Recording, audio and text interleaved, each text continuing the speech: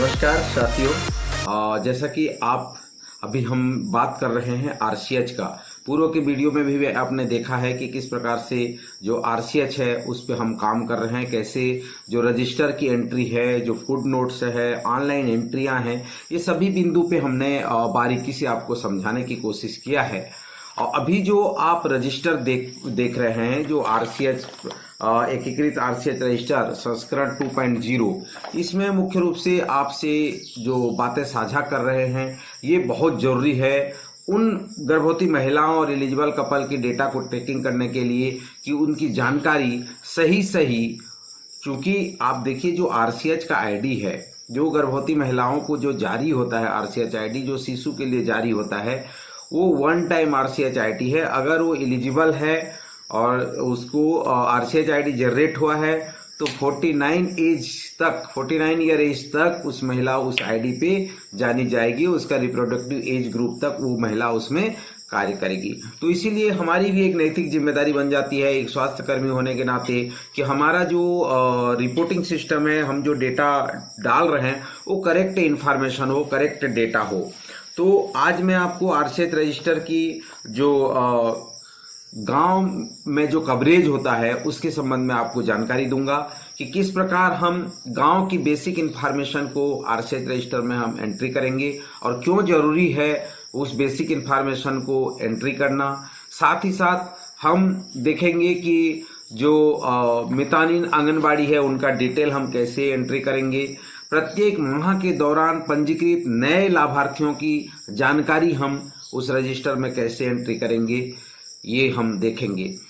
ये टुकड़े टुकड़े में आपको समझाने का प्रयास इसलिए कर रहा हूं कि आप इन छोटे छोटे कम समय में छोटे छोटे बिंदुओं को समझकर आप अपने रजिस्टर को बेहतर कर सकते हैं, स्वास्थ्य सुविधाएं बेहतर तरीके से दे सकते हैं और हमारा जो मकसद है रिप्रोडक्टिव चाइल्ड हेल्थ की ट्रैकिंग, उसको बेहतर तरीके से हम क्रियान्वित कर सकते हैं। तो आज मुख्य रूप से हम देखेंगे जो बेसिक इन्फॉर्मेशन है कैसे एंट्री करेंगे। योग्य दंपति और गर्भवती महिला का जो विषय सूची होगा, अर्थात जो पूरे डिटेल जो अंदर आप भरेंगे, जो रजिस्टर के पूरे योग्य दंपति से लेकर शिशु तक की पूरी जानकारी जो आप एंट्री करेंगे, उसका जो विवरण है, विषय सूची है, हम कैसे फ्रंट में ही तैयार करेंगे। अर्थात आप इसको इस तरह से भी समझ सकते हैं कि कोई रजिस्टर है, कोई लेखा पंजी है और पेज नंबर यहाँ पे इतना इतना में दिया हुआ है, तो आप उसको वहां तक पहुंचने के लिए एक विषय सूची आपको बनाना होगा, उसका एक नंबरिंग करना पड़ेगा। तो सारी चीजों को आज हम देखेंगे। आज हम देखेंगे योग्य दंपति गर्भवती महिला पंजीकरण एवं सेवाओं की निगरानी एकीकृत आरसीएच रजिस्टर संस्करण 2.0 में किस प्रकार हम योग्य दंपति गर्भवती महिला पंजीकरण एवं सेवाओं की निगरानी करेंगे। तो सबसे पहले हम आरसीएच रजिस्टर की जो गांव की कवरेज क्षेत्र है, क्योंकि यह प्रत्येक स्वास्थ्य कर्मी को प्रत्येक गांव के हिसाब से एक रजिस्टर दिया जाता है। तो जो सबसे प्रमुख भाग होता है उस गांव की बेसिक जानकारी। तो जैसा कि आप सभी देख पा रहे हैं इसमें कि एक ग्रामीण क्षेत्र के लिए बना हुआ है और एक शहरी क्षेत्र के लिए। अगर ग्रामीण क्षेत्र की वो जानकारी है जो संस्था है तो उसकी जानकारी यहाँ पे भरी जाएगी और शहरी क्षेत्र की स्वास्थ्य संस्था है तो उसकी जानकारी इस तरफ होगी। तो आपको ये बेसिक जानकारी जो है अनिवार्य रूप से भरना ही है। कभी-कभी ये देखने को आता है जब निरीक्षण के दौरान कि वो रजिस्टर में ये पहले पन्ने को भरे नहीं जाते। जब उन स्वास्थ्य कर्मी से बात किया जाता है तो उनका कहना रहता है कि बहुत हमने तो उस रजिस्टर में पहले पहले जो रजिस्टर था उसमें भरा था। नहीं, आपको जो भी रजिस्टर आप स्टार्ट करते हैं, पहला काम आपको उस बेसिक जानकारी को आपको उस रजिस्टर में भरना होगा। तो सभी यह सुनिश्चित कर लेंगे कि ये बेसिक जानकारी, चूँकि जो निरीक्षण करता है, जो उच्चाधिकारी आते हैं, वो पहले आपके जो गाँव का बेसिक जानकारी देखना चाहते हैं। तो जैसा कि इसमें आप देख पा रहे होंगे, पहले उप जिला, तालुका, तहसील, मंडल या विकास खंड, जिस विकास खंड से बिलॉन्ग करता है, स्वास्थ्य संस्था या वार्ड का नाम यहाँ पे, स्वास्थ्य केंद्र का प्रकार, स्वास्थ्य केंद्र का नाम, उप स्वास्थ्य केंद्र या उप स्वास्थ्य केंद्र का नाम, एचडब्ल्यूसी, ये ग्रामीण क्षेत्र के लिए है। उसी प्रकार शहरी निकाय का नाम, स्वास्थ्य केंद्र का प्रकार, स्वास्थ्य केंद्र का नाम एचडब्ल्यूसी है या नहीं, वार्ड, कवरेज क्षेत्र, एंगेजमेंट एरिया कितना है, ये जानकारी जो है आपको भरनी होती है। गांव के कवरेज की जनसंख्या जो आपको यहाँ पे दिया गया है या 2 वर्ष के लिए ये रजिस्टर है, तो आप 2 वर्ष तक इस रजिस्टर का उपयोग करेंगे। तो इस स्थिति में आपके यहाँ वित्तीय वर्ष 2 इस तरह से दिया हुआ है। वर्ष में योग्य दंपतियों की कुल संख्या कितनी है, जो आप सर्वे करते हैं, सीएनए करते हैं, उस आधार पर आपको लिखना होगा। वर्ष में गर्भवती महिलाओं की अनुमानित जनसंख्या, जो आप बर्थ रेट निकालते हैं, बर्थ रेट में 10% प्रेगनेंसी वेस्टेज को जोड़ करके आप एएनसी निकालते हैं। वर्ष में शिशुओं की अनुमानित संख्या, यहाँ पे आपको लिखना होता है जो एक्सपेक्टेड हैं, जो टारगेट आपने निर्धारित किया है। जैसे जो बर्थ रेट है, जनसंख्या गुणित बर्थ रेट बराबर शिशुओं की अनुमानित संख्या होगा। वर्ष में बच्चों की अनुमानित संख्या, 1 से 2 वर्ष की अनुमानित संख्या कितने हैं, जिनको आप पूरी जो वैक्सीनेशन का प्रोसेस है वो सारे फुल इम्यूनाइजेशन से लेकर के सभी चीजें आप देते हैं, जो टीटी10 टीटी16 सारा सभी चीजें आपको यहाँ पे देखनी होगी और उसका जो एक्सपेक्टेशन है आपको यहाँ पे लिखना होगा। उसके बाद एनएम का नाम है, mobile number, ANM second ANM है तो उसका नाम और मोबाइल नंबर है। अगर एनएम है और सेकेंड एनएम नहीं है, वहाँ सीएचओ है, तो यहाँ पे सीएचओ का नाम भी आप लिख सकते हैं। एमपीडब्ल्यू का नाम, मोबाइल नंबर, आशा का नाम, आंगनबाड़ी कार्यकर्ता का नाम, मोबाइल नंबर आपको लिखना होगा। निकटतम पीएससी जो 24/7 का नाम, पता और फोन नंबर आपको मेंटेन करना होगा। यहाँ पे एफआरयू का नाम, पता और फोन नंबर, जो फर्स्ट रेफरल इकाई है उसका, रोगी वाहन जैसे 102, 108, इस तरह से 1099, इस तरह से फोन नंबर आपको लिखना होगा। जो रोगी वाहन और चलते हैं उसका नंबर आपको लिखना होगा। राष्ट्रीय call centre toll free number, राज्य call centre toll free phone number, ये आपके रजिस्टर में लिखे होने चाहिए, ताकि किसी भी परिस्थिति में आप इन नंबरों का उपयोग करके आप सहायता ले सकते हैं। इसमें यह जो सारांश प्रपत्र है रजिस्टर के पहले ही ये दिया गया है, ताकि आप जब प्रत्येक माह के दौरान जो नए लाभार्थी आएंगे उनका आप डिटेल इसमें शुरुआत में ही रखेंगे कि वित्तीय वर्ष 2022-23 में योग्य दंपति अप्रैल महीने में कितने आए, गर्भवती महिला कितने आई, उस गर्भवती महिला में से उच्च जोखिम वाली महिलाएं कितनी आई, और अगर आपको कोई रिमार्क लिखना है तो उसमें हर माह आप इस तरह से इस रिपोर्ट को बनाना है। तो गांव वाइज बेसिक जानकारी आपके पास इस रजिस्टर में संधारित हो जाएगी, ताकि आप जो रिपोर्ट आप वहां पे करेंगे और जो आप डेटा किसी रिव्यू के लिए, एचएमआईएस के लिए आप भरेंगे, तो आपका पूरे आंकड़े जो है सही सही होंगे। योग्य दंपति और गर्भवती महिला के लिए विषय सूची, यह एक ऐसा सूची तैयार होगा जिसमें पहले से ही आपको इस पन्ने को देखकर ही पता चल जाएगा कि जो महिला की आरसीएच आईडी संख्या है, महिला का नाम है, पति है का नाम है, मोबाइल नंबर, पता, स्थिति, स्थिति से यहाँ संबंध यह है कि वो एक्टिव है, इनएक्टिव है। जैसा कि हमने पूर्व के वीडियो में जो फुट नोट दिए हैं उसमें आपने देखा होगा कि हमने इस चीजों को आसानी से समझाने का प्रयास किया है।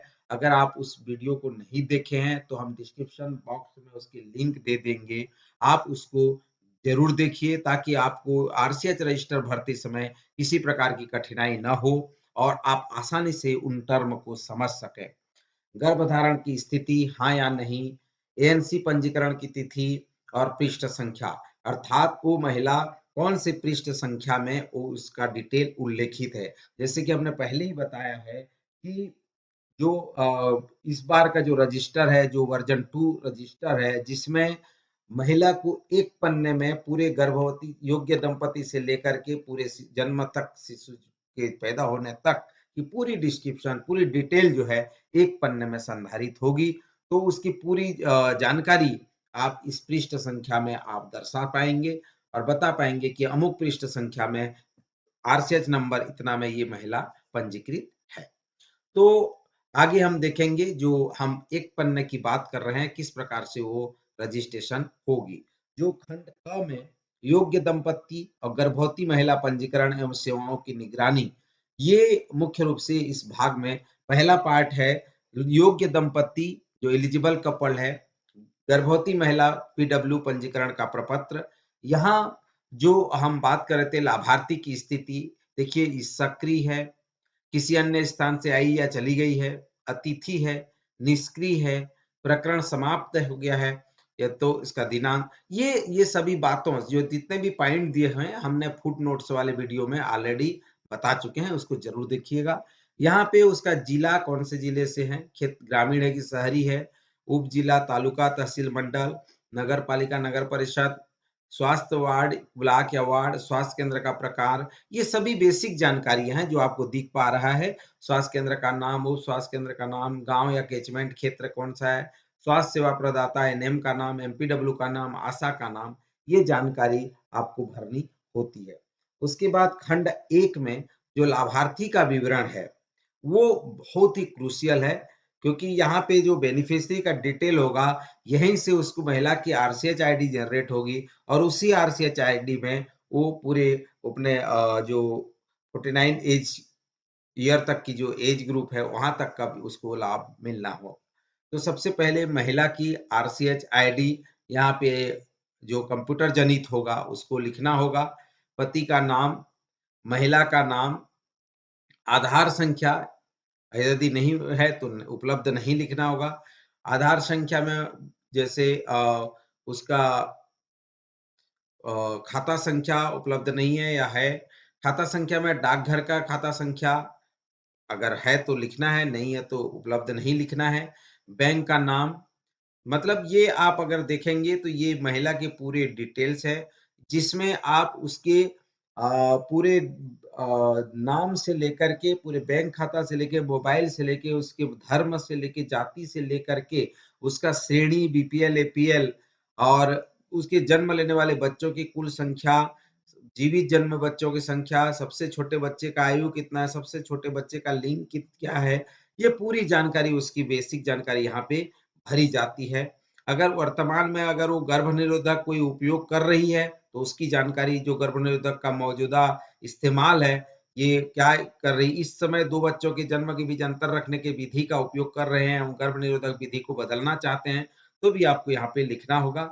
और गैर उपयोगकर्ता है 1 वर्ष के अंतर्गत गर्भ निरोधक अपनाने की इच्छुक, जो अभी उपयोग नहीं कर रहे हैं, इसके बारे में यहाँ पे जानकारी लिखनी है। योग्य दंपति की ट्रैकिंग एवं गर्भ निरोधक का उपयोग माहवार, जैसा कि आप देख पा रहे हैं अप्रैल से लेकर के मार्च तक 2 फाइनेंशियल ईयर के लिए डेटा है। भ्रमण की गई तिथि और दिनांक आपको लिखना है, कौन सा तारीख को आपने भ्रमण किया। एलएमपी या लैक्टेशनल एमेनोरिया के लिए एएलए लिखना है। गर्भधारण जांच यदि की गई है तो हाँ या नहीं लिखना है, और स्वास्थ्य केंद्र का प्रकार जहां सेवा प्रदान की गई थी उसकी जानकारी यहाँ पे लिखनी है। ओपीडी एवं कंडोम प्राप्त मात्रा कितना आपको मिला ये आपको लिखना है। एमपीए सुई जो है वो एमपीए सुई लगाए जाने का दिनांक, खुराक की संख्या का उल्लेख, एमपीएस सुई का प्रकार, महिला का वजन, महिला का रक्तचाप, माहवारी के रक्त स्राव में बदलाव, हाँ या नहीं, ये जानकारी आपको लिखनी होगी। नसबंदी के लिए नसबंदी कराने की तिथि, नसबंदी का प्रकार, फॉलो अप के लिए स्वास्थ्य केंद्र का भ्रमण किया गया है, हाँ या नहीं, या लागू नहीं, नसबंदी प्रमाण पत्र जारी करना, हाँ या नहीं। ये खंड 2 में उल्लेखित है, जहां पे आयुषीडी की भी बात की जाती है। आयुषीडी लगाने की तिथि आपको लिखना होगा, लगाई गई आयुषीडी का प्रकार, जैसे 375 है या 380 ए है, जो पीएस पीबी निष्क्रिय, फॉलो अप के लिए स्वास्थ्य केंद्र का भ्रमण किया गया, हाँ या नहीं, पिछले महीने से कोई भी गर्भ निरोधक विधि में बदलाव उपयोग किया जाना, वैकल्पिक विधि प्रदान की गई है, हाँ या नहीं, यदि वैकल्पिक विधि प्रदान की गई है तो प्रदान की गई आधुनिक गर्भ निरोधक विधि के प्रकार का भी उल्लेख करना होगा। उपयोग अगर बंद कर रहे हैं तो उसका कारण भी आपको लिखना होगा। यदि इसी की मृत्यु हो गई है, एलिजिबल कपल की जैसे मृत्यु हो गई है, तो मृत्यु का तिथि यहाँ पे लिखना है, मृत्यु का स्थान लिखना है और मृत्यु का कारण यहाँ पे दर्शाना होगा। खंड 3 में गर्भवती महिला पीडब्ल्यू पंजीकरण विवरण में आपको जो एलएमपी डेट होता है, अंतिम महामारी की तिथि, प्रेग्नेंट वुमेन की आयु, एएनसी पंजीकरण की तिथि, प्रसव की अनुमानित तिथि, पीडब्ल्यू का वजन, पीडब्ल्यू का कद, पीडब्ल्यू का रक्त समूह, मोबाइल नंबर और पंजीकरण के समय गर्भावस्था की पूर्व सप्ताहों की संख्या, मोबाइल नंबर में महिला का है, स्वयं का है कि पति का है, पड़ोसी का है, ये सारी जानकारी आपको भरनी होती है।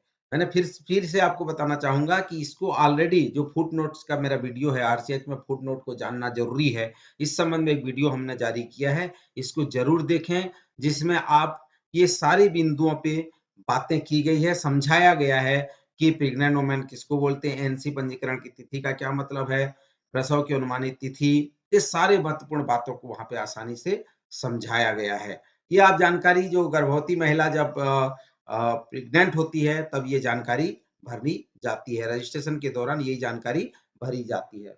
पूर्व ग्रसित रोग अगर उसको कुछ है, चाहे टीबी, मधुमेह, रक्तचाप, हृदय रोग, मिर्गी, एसटीआई, आरटीआई, हेपेटाइटिस बी, अस्थमा आदि कोई अन्य रोग भी है तो आप इसका उल्लेख यहाँ पे कर सकते हैं।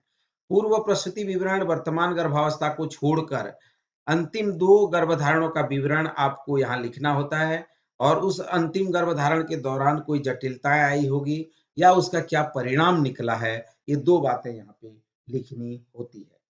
प्रसव का अपेक्षित स्थान, वो कहाँ प्रसव कराना चाहती है, उसका स्वास्थ्य केंद्र का प्रकार लिखना है यहाँ पर, जैसे PSC, CSC, district hospital, medical college, और उसके बाद प्रसव के लिए स्वास्थ्य केंद्र का नाम, जहाँ पे वो जाना चाहती है उस स्वास्थ्य केंद्र का नाम आपको यहाँ पे लिखना होता है। खंड 4 को देखिए, प्रसव पूर्व देखभाल एएनसी सेवाओं का विवरण। पहला आपने एलिजिबल कपल रजिस्ट्रेशन किया, एलिजिबल कपल से जैसे ही वो प्रेग्नेंट हुई तो उसके बाद प्रेगनेंसी रजिस्ट्रेशन, एंटीनेटल पंजीयन किया, उसके बाद एंटीनेटल की जो जांच है, जो प्रसव पूर्व देखभाल है, उसमें हमको क्या क्या सेवाओं की जरूरत पड़ती है, ये रजिस्टर में इन सभी चीजों को दर्शाया गया है, जो एक गर्भवती माता के एलिजिबल कपल से लेकर के पूरे जो चाइल्ड बर्थ तक की पूरी इम्यूनाइजेशन तक की पूरी डिटेल आपको समझाने का प्रयास किया गया है। यहाँ पे खून जांच में आप देख रहे हैं बीडीआरएल है, एचआईवी स्क्रीनिंग जांच है और एचबीएसजी है। ये जांच जो है, खून जांच करने की तिथि आपको यहाँ पे लिखना है। उसके बाद जो जांच में जो किया गया है या नहीं किया गया है वो लिखना है। यदि किया गया है तो टिक लगा दीजिए, यहाँ पे राइट का निशान लगा दीजिए। नहीं किया गया है, मैं नहीं किए हैं तो नहीं में राइट का चिन्ह लगा दीजिए। निष्कर्ष में देखिए, रिएक्टिव नॉन रिएक्टिव, एचआईवी में नॉन रिएक्टिव आरटीसीपी को आरटी आईसीटीसी को रेफर करें। आपको पहले ही मैंने फुट नोट्स वीडियो में बताया है कि यहाँ पे जो रिएक्टिव वाला ऑप्शन है एचआईवी में वो नहीं रहता। जो पॉजिटिव केस आते हैं उसको रिएक्टिव हम नहीं लिखते हैं क्योंकि कॉन्फिडेंशियल है। इसके को हम आईसीटीसी को रेफर करें, इस बटन पे आपको टिक लगना होगा अगर कोई पॉजिटिव केस है तो। ठीक है, बाकी नॉन रिएक्टिव को आप टिक लगा सकते हैं। ये टिक तभी लगाएंगे जब वो आपने स्क्रीनिंग करके उसको देख लिया है और उसका पॉजिटिव आया है। एचबीएसजी जांच में अगर पॉजिटिव और नेगेटिव का ऑप्शन दिया है, यहाँ पे आपको टिक का निशान लगाना है। प्रसव पूर्व देखभाल सेवाओं का विवरण में एएनसी भ्रमण की तिथि, आप यहाँ पे एक ही में देख पाएंगे कि चारों जांच के लिए आप कॉलम बना हुआ है, अर्थात जिस तारीख को आप जाते हैं एएनसी भ्रमण की तिथि, आपको पहला भ्रमण किए तो उस तारीख लिखना है। उसके बाद एएनसी सेवा प्रदान करने की स्वास्थ्य केंद्र का स्थान लिखना है, स्वास्थ्य केंद्र स्थल का नाम लिखना है, गर्भावस्था के पूर्व सप्ताहों की संख्या लिखना है, और उसके बाद अगर गर्भपात हो गया है, यदि वर्तमान गर्भावस्था के दौरान कोई हुआ हो, गर्भपात का प्रकार लिखना है, स्वयं इंड्यूस हो गया, प्रेरित हो गया या स्वाभाविक स्पोंटेनियस हो गया, तो ये आपको टिक लगाना है। गर्भपात की तिथि, दिन, माह, वर्ष आपको यहाँ लिखना है। यदि प्रेरित हो तो स्वास्थ्य केंद्र का नाम, मोटिवेटेड हो, इंड्यूस्ड हो तो एमटीपी जिसको हम कहते हैं, अगर वो एमटीपी कराई हो तो यहाँ पे उस स्वास्थ्य संस्था का नाम लिखना है, उसकी गर्भावस्था के सप्ताह की जानकारी देनी है और उपयोग की गई विधि का जानकारी देना है।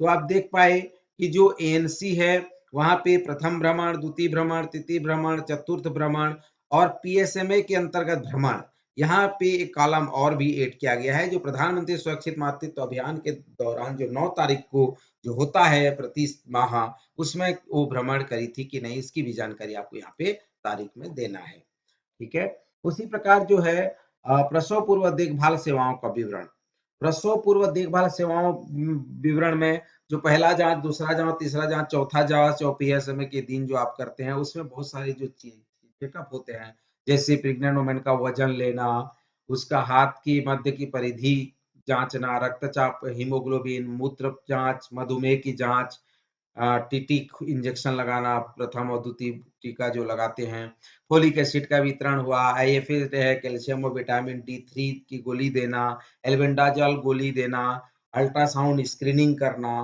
क्या पीडब्ल्यूडी द्वारा प्रसव के समय साथ रहने वाली सहायिका की पहचान की गई है, जिसको हम जन्म सहयोगी कार्यक्रम बोलते हैं, उसकी जानकारी देना, फंडल फंडल और उदर की जांच, जो फंडल ऊंचाई है, गर्भाशय का आकार है, भ्रूण की हृदय गति की गणना करना, भ्रूण प्रस्तुति स्थिति की जांच करना, भ्रूण की चाल सामान्य, बढ़ी हुई, घटी हुई, मौजूद नहीं, ये सारी जानकारी जो है, जो आप प्रथम भ्रमण, द्वितीय भ्रमण और तृतीय भ्रमण में, चतुर्थ भ्रमण में जो आप करेंगे, ये पूरी जानकारी आपको लिखनी होगी।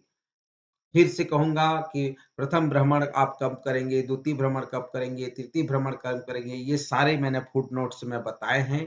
आप अगर उस वीडियो को नहीं देखे हैं तो ज़रूर देखिए, ताकि आपको वहाँ समझ में आ जाएगा कि इन सभी जो टर्मिनोलॉजी दिए गए हैं, उसका सीधा-सा कॉन्सेप्ट है कि हम उस फुटनोट्स को जानें और आगे बेहतर तरीके से रजिस्टर की एंट्री सुनिश्चित कराएँ।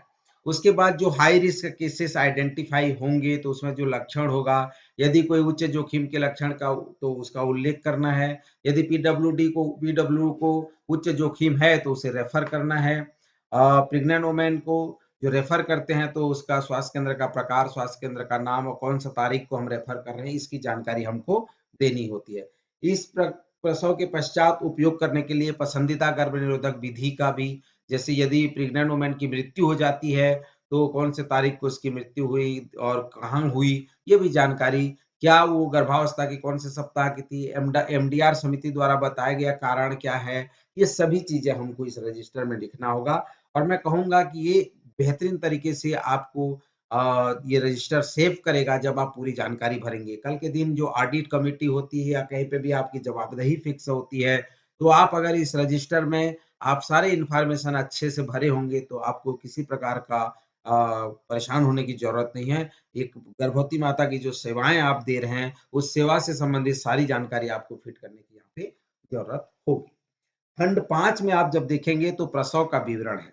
अभी तक हमने देखा कि एलिजिबल कपल देखा, एएनसी देखा, उसके बाद जो प्रसव है, जो डिलीवरी है, उस पे आपको पहला तो प्रसव की तिथि और प्रसव का समय, ये आपको लिखना होगा। उसके बाद प्रसव का स्थान, प्रसव केंद्र का प्रकार, प्रसव, उसमें यदि प्रसव कराया है तो मीजोप्रोस्टाल गोली दी गई थी, हाँ या नहीं, किसने प्रसव कराया, डॉक्टर ने, एलएचबी ने, स्टाफ नर्स ने, रिश्तेदार ने, अन्य ने उल्लेख करना है। प्रसव का प्रकार क्या है, सामान्य है, सिजेरियन है, असिस्टेड है, ठीक है। प्रसव के दौरान क्या जटिलता आई, जेएसवाई का लाभार्थी है या नहीं, भुगतान प्राप्त किया है या नहीं, प्रसव का परिणाम क्या हुआ, जीवित शिशु जन्मों की संख्या, कितनी बच्चे पैदा हुए, मृत शिशु जन्म की संख्या, ये आपको भरनी होगी। उसके बाद आगे देखेंगे जो अस्पताल छोड़ने का दिनांक और समय, यहाँ पे आपको लिखना होगा। मातृ मृत्यु अगर हो जाती है तो मातृ मृत्यु का तिथि, गर्भावस्था के सप्ताह, स्थान और कारण, आशा द्वारा 24 घंटे के भीतर सूचना भेजी गई या नहीं, एएनएम द्वारा एफबीआईआर तैयार की गई है या नहीं, नवजात मृत्यु हो जाने की स्थिति पर उसका दिनांक, मृत्यु की संख्या, स्थान और कारण, आशा द्वारा 24 घंटे के भीतर सूचना भेजी गई है या नहीं, एएनएम द्वारा एफबीआईआर तैयार की गई है, हाँ या नहीं, ये जानकारी आपको भरनी होती है। तो इस प्रकार से पूरे जो डिटेल है, एक एक पॉइंट में जहां पे टिक लगाना है टिक है, जहां पे हाँ नहीं लिखना है हाँ नहीं लिखना है, जहां पे दिनांक मेंशन करना है वहां पे दिनांक आपको लिखना होगा। उसके बाद जब बच्चा प्रसव तिथि में जन्म की तिथि एक ही होनी चाहिए, अर्थात बच्चा जब पैदा होता है तो वहां पे जन्म तिथि आपको यहाँ पे लिखना होगा। शिशु का विवरण देना होगा, पहला बच्चा, बच्चे का आरसीएच आईडी क्या होगा, पूर्ण अवधि या समय से पूर्व बच्चा पैदा हो गया, यदि शिशु का जन्म 24 घंटे से 34 सप्ताह के बीच हुआ है तो क्या माँ को कॉर्टिकोस्टेरॉइड की सुई लगाई गई थी, हाँ नहीं, पता नहीं, यदि हाँ तो खुराकों की संख्या लिखना है, शिशु का लिंग, बच्चा जन्म के तुरंत बाद रोया था, आगे देख रेख के लिए उच्चतर स्वास्थ्य केंद्र में रेफर किया गया, यदि एसएनसीयू किसे भर्ती किया गया है तो एसएनसीयू की संख्या लिखना है, जन्म के समय कोई शारीरिक दोष देखा गया है, जन्म के समय वजन, जन्म के 1 घंटे के भीतर स्तनपान कराना शुरू हुआ। जन्म के समय खुराक, OPV, BCG, hepatitis 0 dose, vitamin के, ये सभी चीज़ें आपको यहाँ पे लिखना होगा। यहाँ पे आपको डेट मेंशन करने की होगी। प्रसव उपरांत देखभाल सेवाओं का विवरण। गृह आधारित नवजात शिशु देखभाल एचबीएनसी में जो भ्रमण हम 7 भ्रमण करते हैं, जो घर में प्रसव होता है और संस्था में प्रसव होता है, तो 6 बार हम भ्रमण करते हैं। तो उसकी जानकारी यहाँ पे डिटेल लिखनी होगी, कब-कब आपने भ्रमण किया, उसका तारीख आपको मेंशन करना होगा। एचबीएनसी, पीएनसी भ्रमण की तिथि, माता को दी गई आईएफए गोलियों की संख्या, माता को दी गई कैल्शियम विटामिन डी3 की गोलियों की संख्या, प्रसव उपरांत उपयोग की जाने वाली गर्भनिरोधक विधि का उल्लेख, मां के लिए मौजूद खतरे के लक्षण का उल्लेख, रेफरल स्वास्थ्य केंद्र का प्रकार और स्वास्थ्य केंद्र का नाम। इस तरह से आप पूरी डिटेल आपको लिखना होगा। उसके बाद शिशु का विवरण, यदि मां की मृत्यु हो गई हो तो कारण यहाँ पे लिखना है, विधि लिखना है, स्थान लिखना है, आशा द्वारा 24 घंटे के भीतर सूचना भेजी गई कि ये जानकारी आपको लिखनी होगी। जो एचबीएनसी पीएनसी भ्रमण की तिथि भी आपको यहाँ पे लिखना होगा और बच्चे की अगर मृत्यु हो गई तो उसका भी कारण सहित आपको यहाँ पे जानकारी देनी होगी। आपने अभी जो खंड क है रजिस्टर का भाग क, इसमें आपने मुख्य रूप से देखा कि योग्य दंपति, गर्भवती महिला, पंजीकरण एवं सेवाओं की जानकारी तथा स्वास्थ्य केंद्र की डिटेल को हम समझने का प्रयास किया है। तो मुझे उम्मीद और विश्वास है कि आप इसको बेहतर तरीके से समझ गए होंगे। मैं आशा करता हूं कि आप अन्य लोगों तक, जो हमारे स्वास्थ्यकर्मी हैं, उनके हाथों तक इन वीडियो को भेजिए ताकि वो भी समझ पाएं कि हमें जो नया रजिस्टर प्राप्त हुआ है उसमें हमको किस प्रकार से एंट्री करना है, कैसे हम उन रजिस्टर के कॉलम को समझें, उसमें जो बातें कही गई उसको किस प्रकार से जान पाएं। इन सभी बिंदुओं को आप, क्योंकि हम लोग जब शेयर करेंगे, आगे भेजेंगे, लोगों तक जानकारी को पहुंचाएंगे तो निश्चित रूप से एक बेहतर कल का हम प्लेटफॉर्म रख सकते हैं। और हमारा जो मुख्य मोटो है कि स्वास्थ्य के क्षेत्र में गुणवत्तापूर्ण स्वास्थ्य सेवाएं प्रदान करना, ये चरितार्थ होगा और साकार होगा। तो मैं आप सभी से पुनः आग्रह करूंगा कि अधिक से अधिक लोगों तक इन चैनल को पहुंचाइए, इन जानकारियों को शेयर करिए, लाइक करिए और अगर आपको किसी प्रकार का कमेंट करना है जिसमें आप और बेहतर हम कर सकें, हमें मोटिवेट करते रहें ताकि हम आपके कमेंट के प्रति जागरूक होकर के आपको और बेहतर वीडियो भेज पाएँ। तो आप सभी का बहुत बहुत धन्यवाद।